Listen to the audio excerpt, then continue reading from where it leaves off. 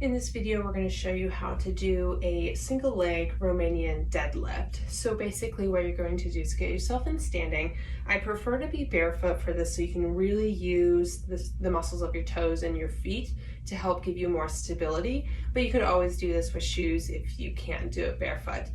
So you're going to choose whichever leg you want to start with. So if I'm going to start with exercising my right leg, I'm going to first get myself balanced on one leg. And as you can see, as I'm getting myself balanced, I'm trying to keep my pelvis really level as I balance on this leg. So what we don't want to see is that as you shift your weight and balance on one leg that you're dropping down or arching up.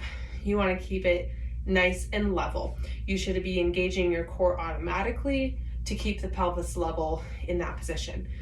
Once you have this position here, you're just going to make sure you keep your spine really straight. You're going to hinge forward from the hips. And as you can see, as I hinge forward and bring my torso forward, my opposite leg starts to kick behind me. And you're going to keep the leg that you're exercising with just a very small knee bend in it. So I'm not perfectly straight out here. I've got just a tiny bit of a knee bend as I'm doing the exercise.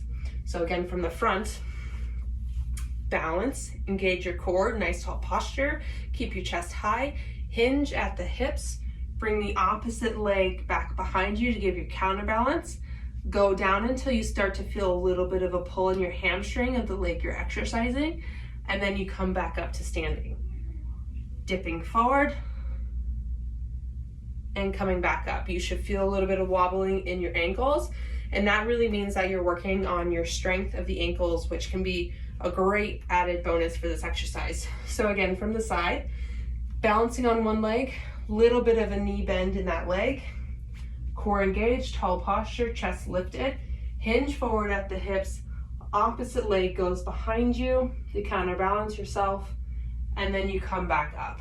What we don't want to see is that as you're going forward, you're rounding your back.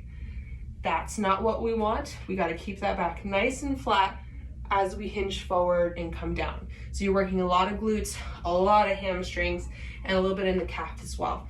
And obviously you'd want to do the same thing on the opposite side. You can add more difficulty to this by taking a hand weight.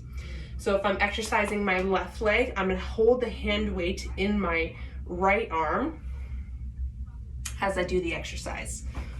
Or you can hold it with both hands at the same time. But I do think it tends to give you more balance having the opposite arm out to the side as you do the exercise. You can also make it harder by standing on an uneven surface. So you could stand on a pillow or a foam pad and really make your ankles do a lot more work if you want to add in more challenge and more balance. So you could start off with just the weight of your body, get used to the form, add some weight, hand weight, and then to make it even more challenging, you could have a hand weight and an unstable surface under your foot. But the biggest thing here is you got to make sure you keep really good form and focus on quality over quantity.